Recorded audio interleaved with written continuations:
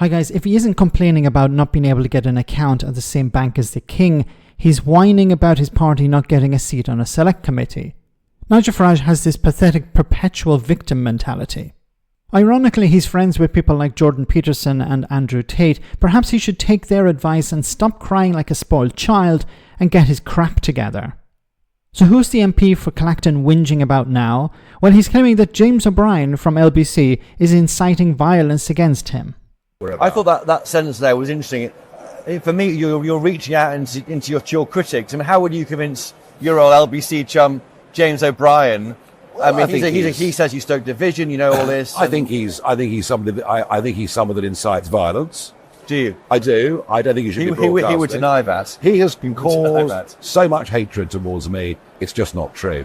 And, you know, I might have been criticised in the past, you know, for attacking people in the European Parliament. All I ever did was tease them.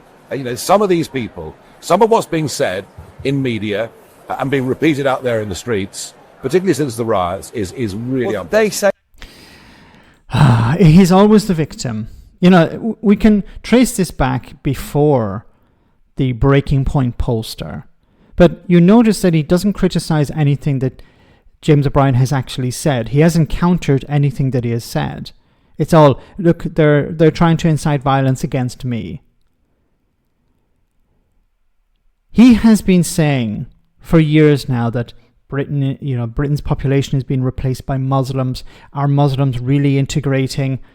There are too many foreigners. You know, he will bounce between saying that, you know, the problem is illegal migration and then the problem is legal migration. He was suggesting that Turkey would join the European Union and Britain needed to get out before that happened. He's been lying to the public. He's been stoking the worst elements in society. And I keep coming back to this analogy, the toss the stone, hide the hand. You see it with politicians, especially on the right from time to time, where they will say something knowing that a certain element in society will react to it, and then after they will say, oh no, that was terrible, that was wrong. Or, you know, people are angry, and that's them directing their anger in probably the wrong way. So, you know, these people are charlatans.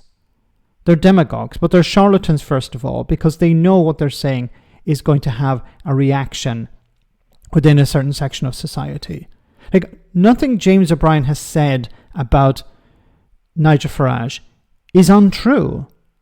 If he said something that was untrue, Nigel Farage could easily come out and say, that's wrong, and here is why it's wrong. But he knows what he's doing.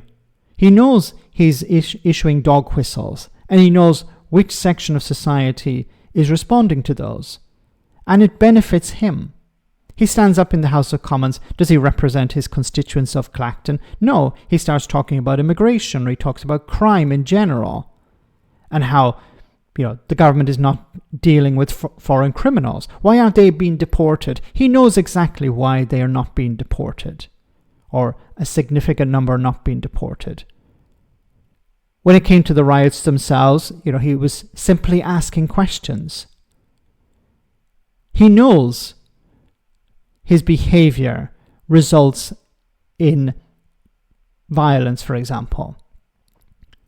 But he continues because it benefits him politically. So when he's being called out, instead of actually responding to those individual statements, he claims to be the victim. And he will continue to do that because his supporters think he is the victim. He's convinced them that Nigel is just standing up for ordinary people, and Nigel is being attacked from all fronts. Let me know in the comment section, guys, what you think. As always, your comments are greatly appreciated. Thanks a lot.